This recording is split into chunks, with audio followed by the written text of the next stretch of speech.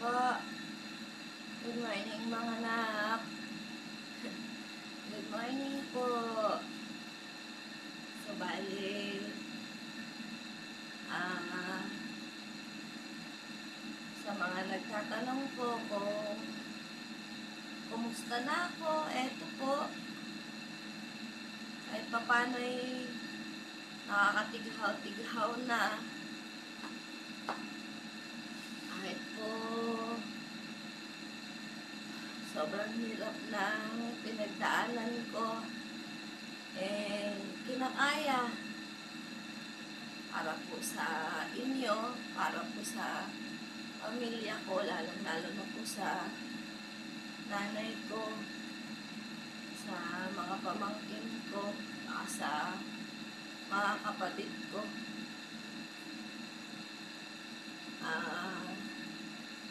Para din po dun sa mga nagtatanong kung anong po ba talaga ang nangyari sa akin.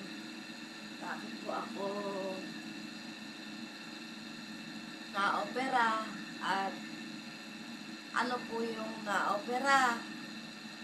Siguro po hindi nila napanood yung mga naunang video ko. Ganito kasi mga anak, last November pa po, ako naglabas-pasok sa ospital gawa ng laging sumasakit yung sikmura ko at tumatagos dito sa dibdib ko tsaka hanggang sa likod ko.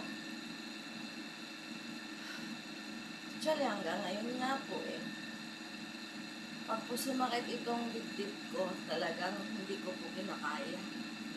Talaga ako po ay sinusugod sa ospital. Gawa ng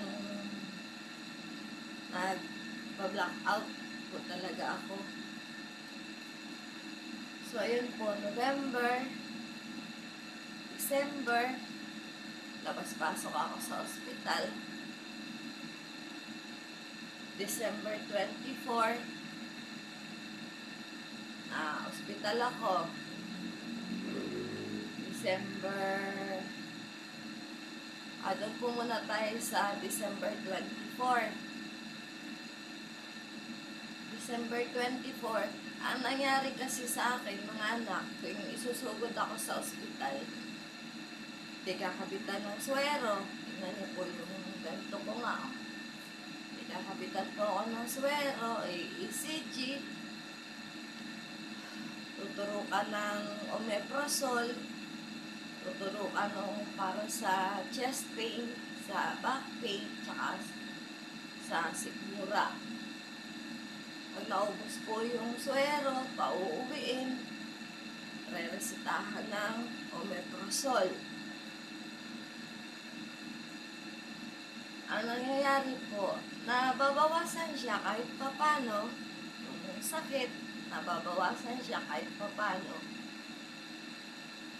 Halimbawa, 3 days, ganun. Mga 4 days, isusugod na naman ako sa ospital. Ganun na naman ulit.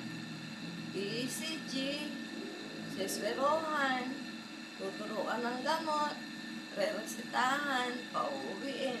Ulit-ulit po na ganon, ulit-ulit na ganon. Hanggang sa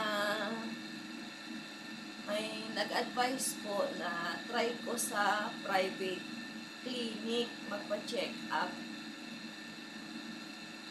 So, December 30, sumumpong po siya. December 30 ng umaga. Sumumpong na naman po siya ng matindi. Matindi. Halos himatayin na naman ako sa sobrang sakit. Pumunta po ako sa private clinic. Ganun po ang ginawa din sa akin. In-ECG ko. Niresetahan ng omeprazole, tsaka ng mga painkiller, ganon. Pain reliever, ganon. December 30 po yun. Tapos, binigyan po ako ni doktora ng request na magpa-whole abdomen ultrasound, tsaka magpa-2D echo.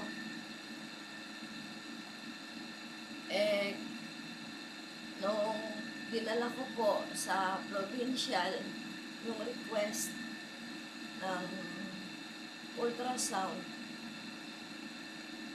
doon po pala pila. Sobrang dami pong nakapila. So, kung aantayin ko po yung isingit ako doon sa pila, aabuti ng ilang buwan. So, ang ginawa ng paraan na ma-ultrasound ako sa private, tsaka 2D echo po. Ginawa po ng paraan. Madalit salita po, nagawa. Ipagawa po yung ultrasound, tsaka 2D echo. January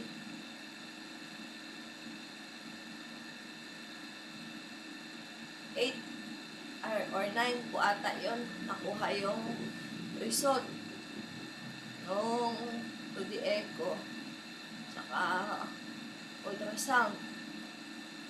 Di halimbawa po nakuha ngayong araw, kinabukasan sumumpong na naman po ng matinding sakit na naman, na halos himatayin na naman ako sa matinding sakit. Pagod na pagod po ang katawan ko sa walang igil na sakit, walang humpay na sakit. Naisugod na naman po ako sa ospital. Pagdating po doon sa ospital, bit-bit ko na po yung result ng ultrasound tsaka 2D echo. Pinabasa ko na po sa doktor. Yun nga po, sabi ng doktor, ako daw po ay may bato sa abdo. Acute na daw po. Yun po yung naririnig ko na explanation ng doktor doon sa Kalanonoy. Kasi malapit lang naman po yung bed tsaka yung doktor, naririnig ko po ganun. So kailangan daw pong ma-opera kaagad ako.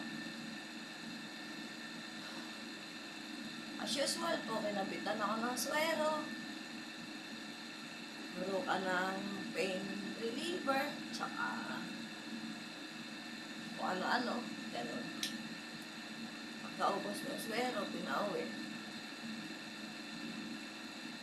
Tapos po, kahit mahirap,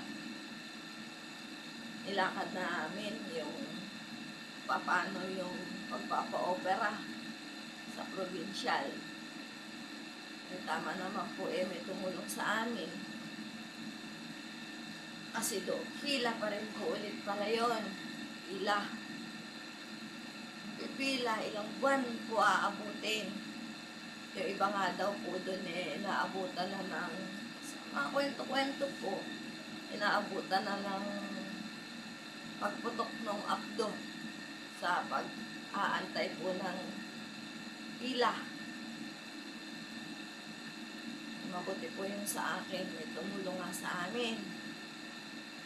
Ito po ay January 14. May tumawag, ang sabi, pumunta na daw po ako sa provincial. Hanapin ko daw po si Dr. Russell. Yun daw po yung surgeon na mag-o-opera. Pasensya na po kayo, malikot ako kasi hinahanapan ko ng maayos na yung katawan ko. So, January 14 po, pumunta ako, kami nila Nonoy, kay Doc Russell. Pinakita ko po yung result. Hindi ko lang po kayang banggitin. Nahihirap po kasi sa banggitin yung sinasabing acute. Basta may acute po, ganun. Yung abdo ko na kailangan na talagang tanggalin bago pa ito sumabog. So, noong January 14 nga po na yun, sabi ni Doc Russell, gawin mo yung ganito, gawin mo yung ganon, kasi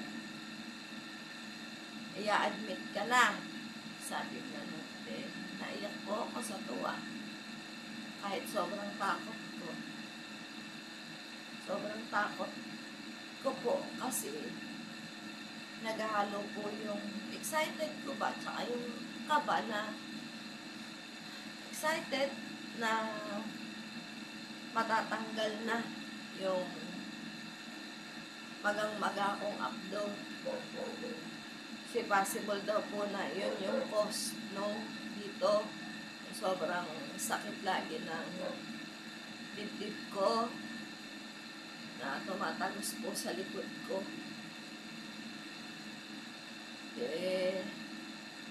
January 14 po na yun, inadmit na ako. Tapos po sobrang hirap po ng pinagdaanan ko. Bago po ako nai-admit naidala sa kwarto ko. Kasi po may tumulong din sa amin na magkaroon ako ng sarili kong kwarto. May tumulong po sa amin. Mga ayaw po nilang magpabanggit, pero marami po sila. Sabihin na lang po natin, sila po ay mga pulis. Opo. Pero ayaw po nilang pasabi na.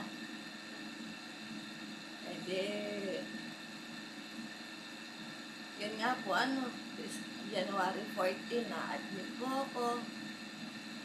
January 15 ng alas 5 ng hapon, kinuha na po ako ng nurse doon sa room ko. Inakit na po ako sa operating room. Inom muna po ako mainit na tubig. Mainit na tubig po ang ininom ko.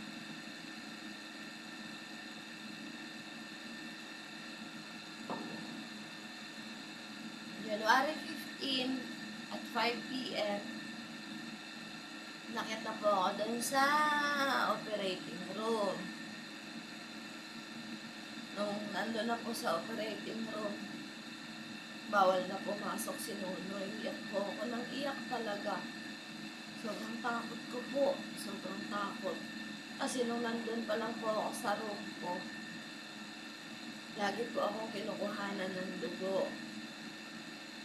Tapos sasabihin po nung nurse, pasensya ka naman kung lagi kang kinukuhanan ng dugo.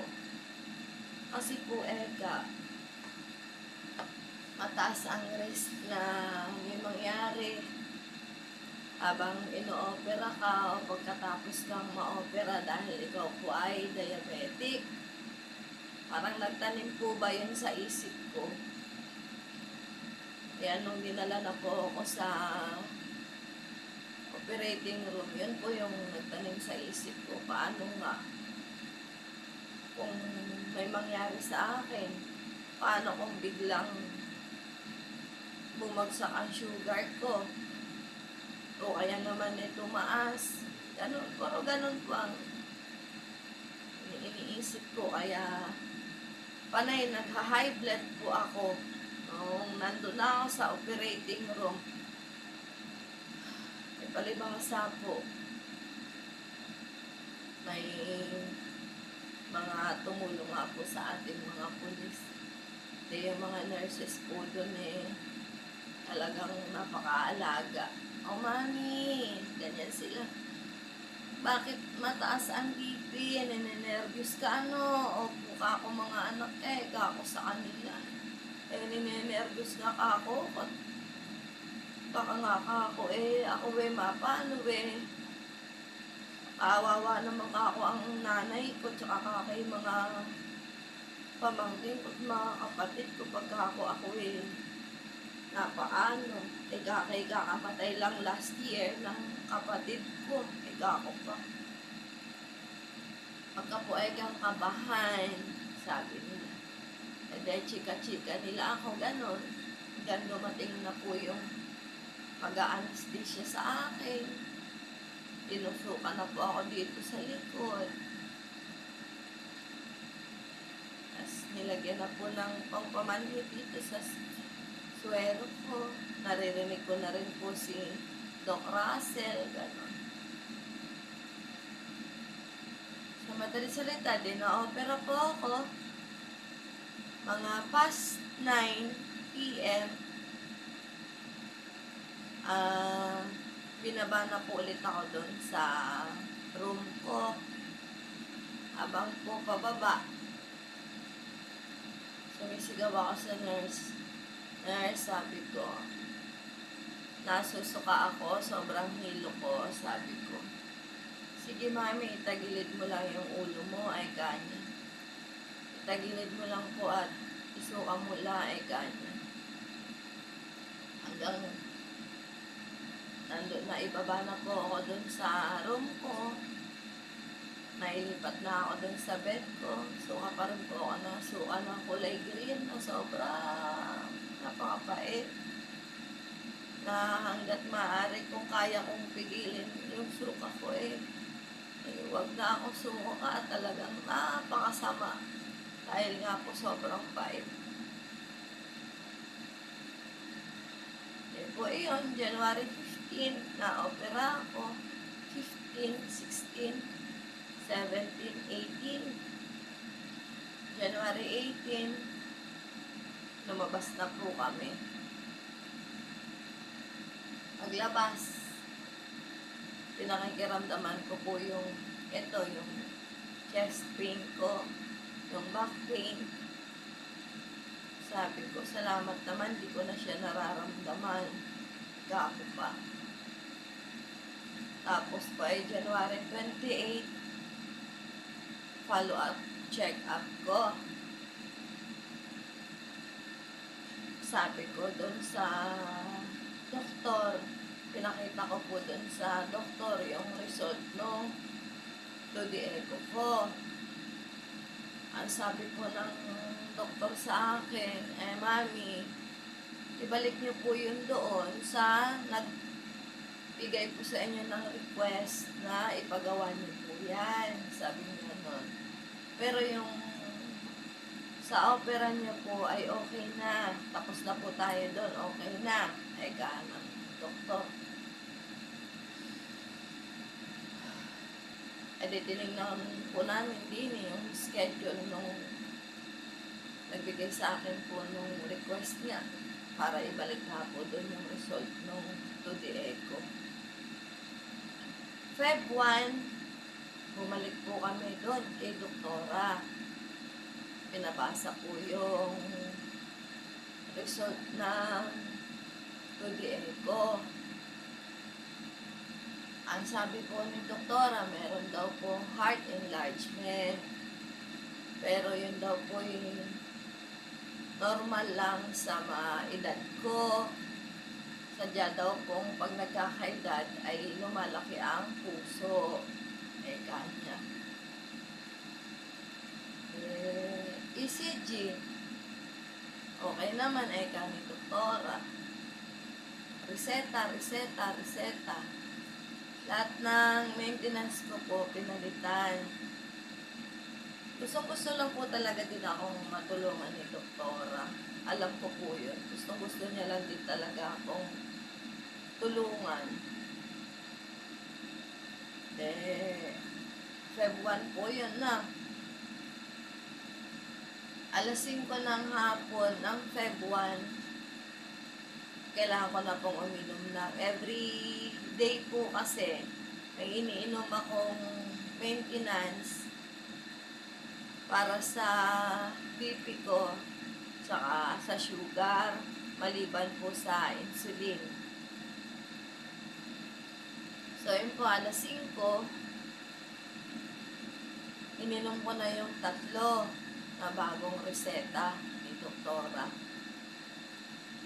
Pag inom ko po nung 3, parang may kakaiba po akong naramdaman na hindi ko maipaliwanag kung ano. Na bigla po akong pinagpawisan. Sobrang kabog ng dibdib ko. Sobrang kabog. Para po ma-relax ko yung sarili ko, itinulog ko po. Sabi ko, itutulog ko na lang after 30 minutes pa naman ko iinumin kasi may 3 pa po eh. Nainom ko na po yung 3, may 3 pa.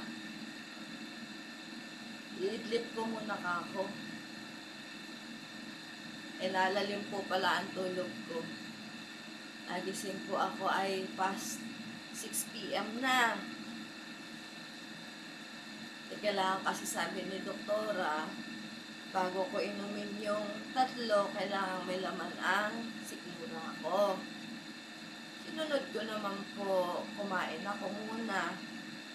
After 15 minutes or 10 minutes, basta hindi ko po siya, ang alam ko po, hindi ko po siya ininom kaagad ng pagkakain ko kasi ganun daw po ang dapat kong gawin.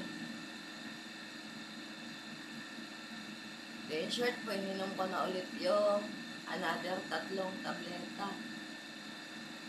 Pag inom ko po na yun, mas dumoble yung kabog ng dibdib ko.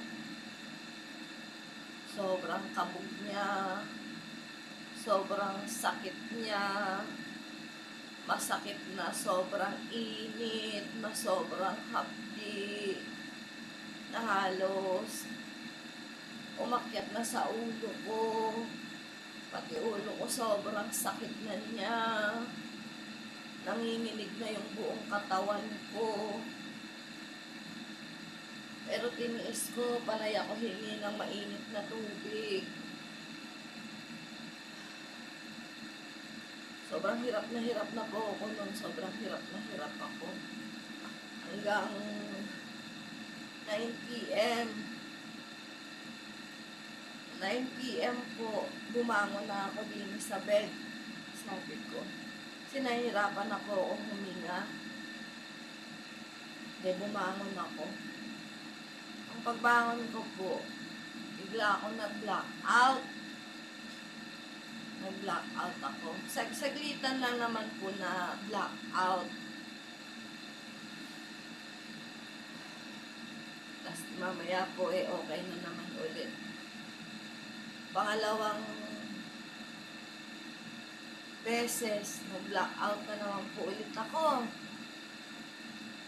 Dahil sa matinding sakit po talaga na, alam niyo po yun, yung parang may sariwang sugat na, yung sariwang sugat siya, tapos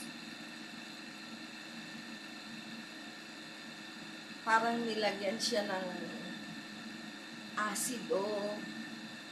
Yung sariwang sugat, parang nilagyan ng asido na sobrang init niya, sobrang hapdi niya, ganun. Kaya nagba-black out ako, hindi ko kinakaya yung ganung pakiramdam. Pangalawang dilat ko po nung pangalawang black out, hindi ko maitingin ng maayos yung mata ko kasi po naduduling ako. Si Nonoy na taranta, tumawag ng ambulance. Sinugod na naman po ako sa ospital. Type 1 po yun. Type 1. Yun po yung pinakamatinding sumpong. Pinakamatinding sumpong. Na akala ko po pag nung nag-black out ako, akala ko po talaga kung sa inyo po talaga nangyari, isipin niyo po talaga na, ala na, hanggang doon na lang. Hanggang doon na lang. Pero, thanks God, na ako po ay ginabayan niya magmula nung i-admit ako. Pagmula nung inopera ako, hanggang nung nangyari nga po sa akin na yun na 2 beses akong nag-black out. Tapos po pagdating dun sa ospital, tinanong ako ng doktor. Diyan po kasi, hindi naman po kaagad-agad. Pagdating mo dun maaasikaso ka. Lalo pag napakaraming pasyente. Di po, halos mamatay-matay na ako dun sa hirap bago pa lang ako nilapitan ng doktor. Ano daw ba nangyari? Sinabi ko ganon. May ininom ko akong gamot, ganon. Ano ba yun? Di pinakita sa kanya nila Nonoy. Pinakita. Nako, sabi niya, itigil nyo na po muna ito, niya.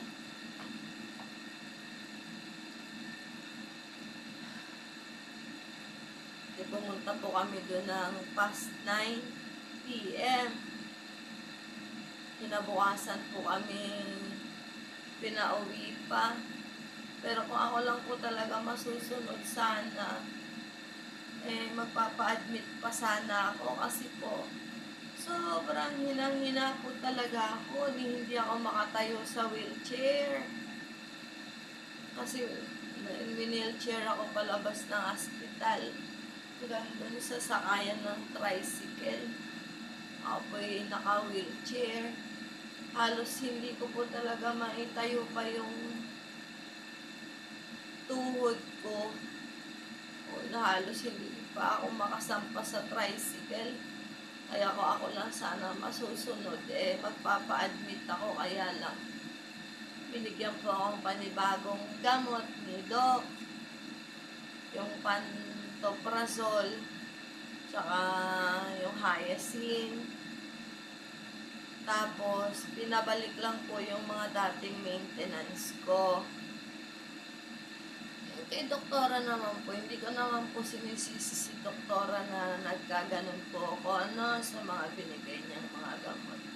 Hindi po, gusto lang din po talaga akong tulungan ni doktora. Kaya lang po siguro taon na ganon. Ang sabi po ni Doc, gamutin muna daw po. Ubusin ko daw po muna yung 14 pieces na pantoprazole at 14 pieces na Hyacin. Ito po yun. Aray ko, Lord.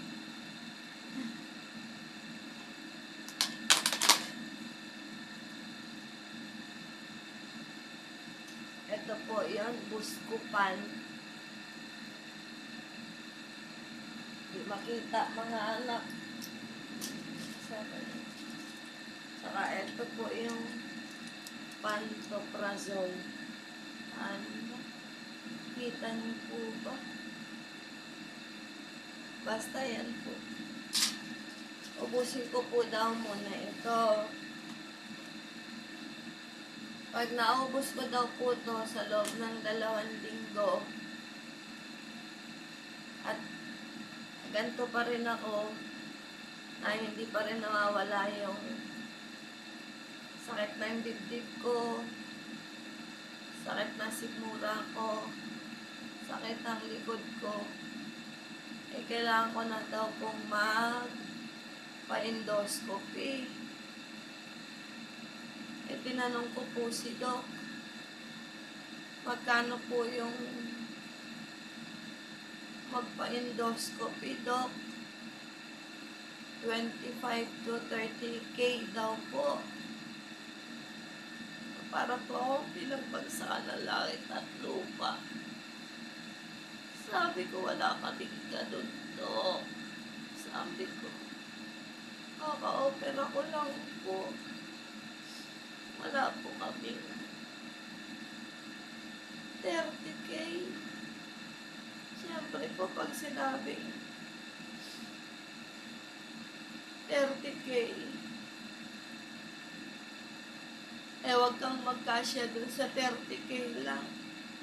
Iisipin mo na rin yung mga pamasahe, yung mga iba pang gastos, di ba po?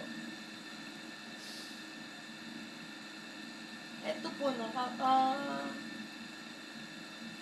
na bang petsa ngayon?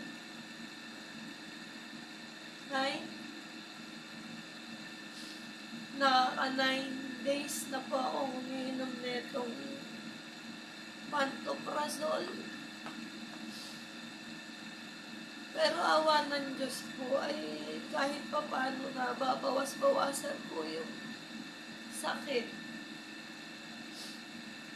Nababawas-bawasan. Eh sabi kasi, pag daw ako'y na-opera na sa abdo, pag daw nawala na yung abdo ko, eh tiyak daw na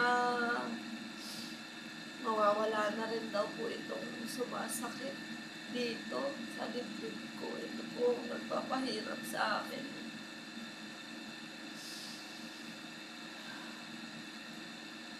Ay di syempre po ay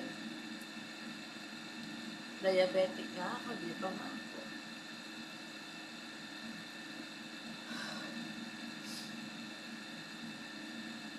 After 14 days, babalik po ako kay Doc. Mag-uusap po kami kung ano na ang pagbabago din eh. Pero doon po, di ba po, may mga tumulong sa amin. Nung na-opera ko, lumapit po ulit ako sa kanila kahit po kahiya-hiya na.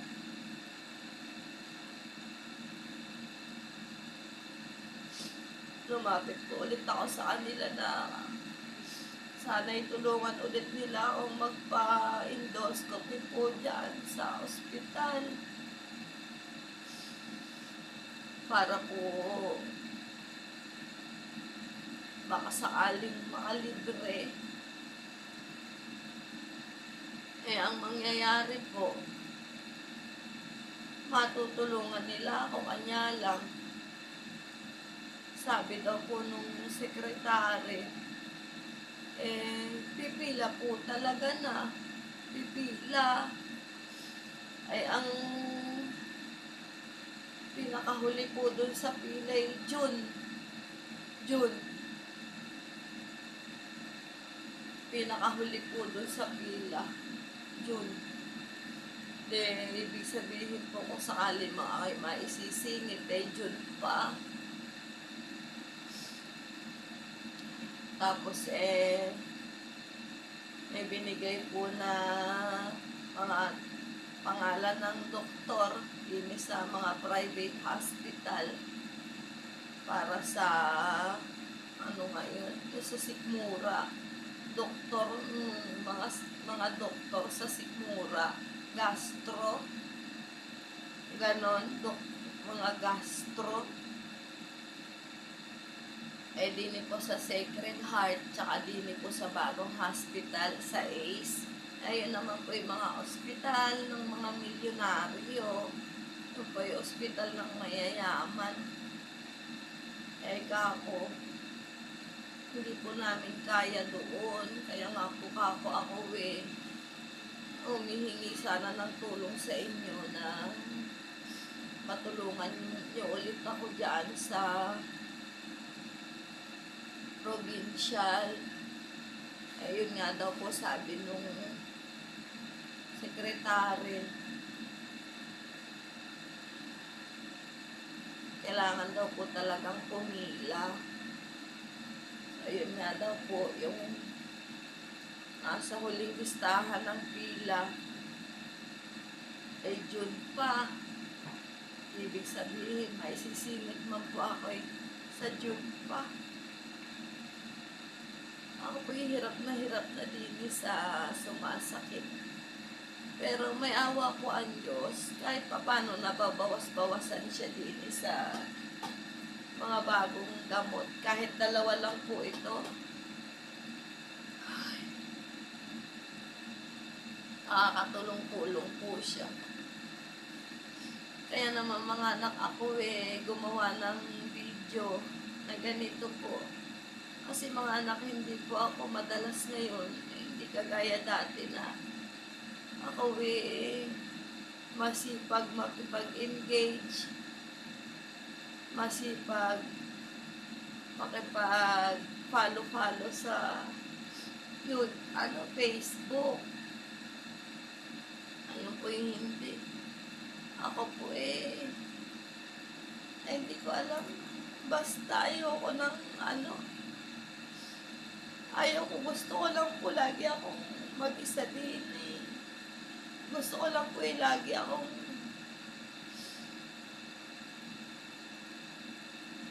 mukmuk. Gusto ko lang po ganun.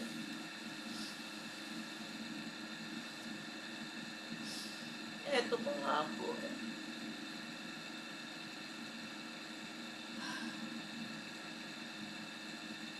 Nung lumabas po ako sa ospital, noon po Feb 1. Kasi diba nga po na-opera ako sa abdo. So napakarami pong bawal. Diabetic po ako, sadyang marami na pong bawal na pagkain sa diabetic. Mas lalo lang pong dumami nung na-opera po ako sa abdo. Ang kailangan ko lang pong kainin is laging sinabawang isda. Bawal po kasi yung mamantika. So, nung Feb 2 na po pala ako, Feb 1 po ako sinugod Feb 2, pagdating ko dito sa bahay, di ba mga anak, sabi ko ako hinang talaga. Na halos hindi ako makasampa sa tricycle. Tapos nung bababa na kami na halos hindi talaga ako makababa sa tricycle.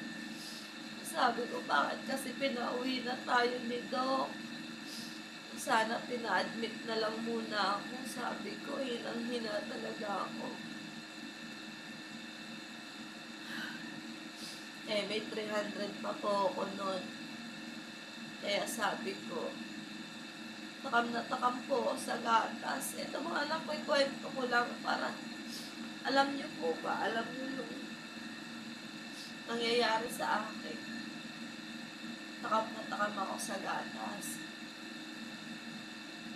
Hindi naman po ako ubra sa pangkaraniwang gatas dahil di ba nga po diabetic ako. So sabi ko, nagtingin-tingin ako ng mga gatas na para sa diabetic. Sabi ko, iinom talaga ako ng gatas. Sabi ko, Jesus ko, pagkamamahal po pala. Ang mamahal pala. Hindi na lang. Tapos ang kinakain ko pa nga po kasi brown rice. Alam niyo naman yung brown rice, mga anak, di ba? Sadyang matabang.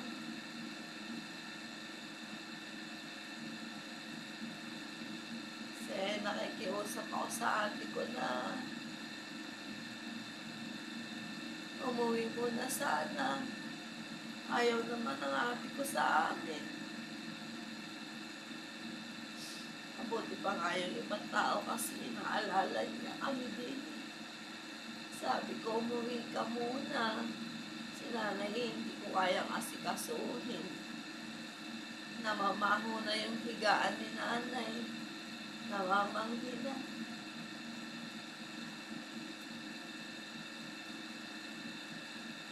Ganito mga anak, ganito po ang sitwasyon ko. Alam ko naman po maraming hindi interesado sa kalagayan ko. Pero may mga iilan na siguro nagtataka bakit hindi ako nakikita sa social media. Ganito nga po ang sitwasyon ko, mga anak ko. Ako'y hirap na hirap po. Mga anak, ako'y ipanalangin nyo. ah, after 14 days nagamutan ay maging okay naman na sana ako, na sana po pag nangabuti na ma-endoscopy, wala po tayong ganong halaga, maging okay na po ako na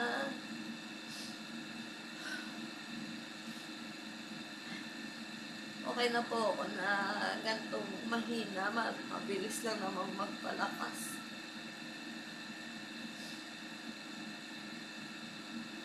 Wag lang pong gano'n na naman, ma-endoscopy. At totoo lang mga anak, pakapayat ko na. Baka po pag nakita niyo ako na namimiss ko po kasi kayo. Namimiss kong may mangumusta sa akin. Pero wala.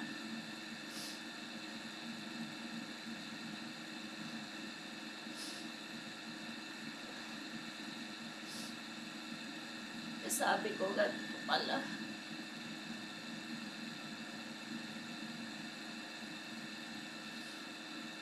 Pag wala nga ako silbi, wala na rin nakakaalala sa akin. Diba kayo malakas sa YouTube Kahit madaling araw may nagchat-chat sa akin. Nagpapatulong.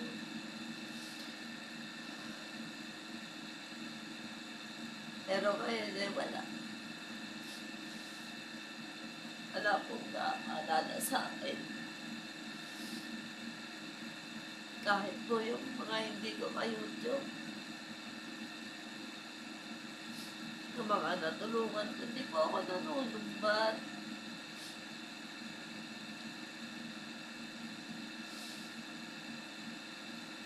Kaya lang yung sabi, di ba po,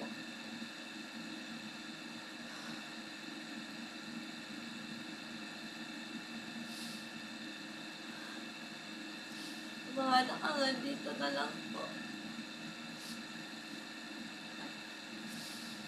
Maraming salamat po sa panonood. Ingat po kayong lahat. God bless. Bye-bye po. I love you all.